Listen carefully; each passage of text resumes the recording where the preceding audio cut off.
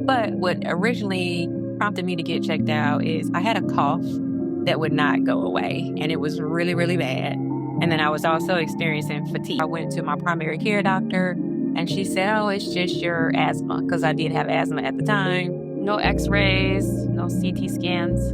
No, no, not yet. So then she said I had asthma, and then they said I had allergies.